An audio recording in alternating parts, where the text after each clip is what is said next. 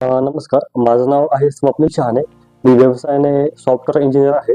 गेल्या वर्ष 35 आहे. तर प्रज्ञा नांदेकर मॅडमकडे यायच्या आधी मला खूप मानसिक प्रॉब्लेम होते. मी कोणाशी बोलायचो नाही.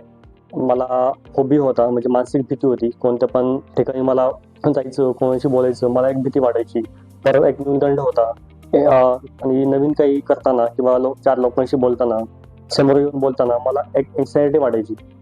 मला मग बहिणीकडून मला मॅडमविषयी कळलं, त्यांच्या रेमेडीज आहे बॅच फ्लोअर त्याच्याविषयी कळलं. त्या मी घ्यायला चालू केल्या. मग मला हळूहळू त्या गोष्टींचा फरक पडत गेला. आता मी कोणाशी पण बोलताना बिना भीतीचं एक म्हणजे कॉन्फिडेंटली मी बोलू शकतो, कोणाशी पण 4 लोकांशी बोलू शकतो. आणि मला त्याचा फायदा असा होतोय की मी माझ्या जॉबमध्ये वगैरे मीटिंगमध्ये मी कोणाशी पण एक कॉन्व्हर्सेशन करू शकतो. मी कोणाशी एक इमोशनल अटॅचमेंट किंवा एक बॉन्डिंग माझ्याकडे बनतो. आधी मला काही मित्र पण नव्हते, म्हणजे एक ठराविक मित्र होते. पण मॅडमच्या रेमेडीज घेतल्यापासून माझा मित्र परिवार पण वाढला, माझे बॉन्डिंग वाढले. पहिलं कसं व्हायचं की कुठं काही गेलो पार्टीमध्ये मला कोण विचारायचं नाही, माझी म्हणजे मला कोण किंमत द्यायचं नाही असं होतं.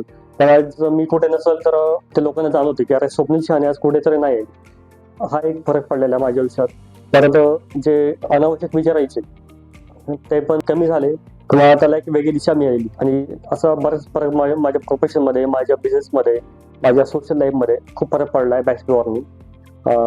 Thank you Pragya Nandekar madam.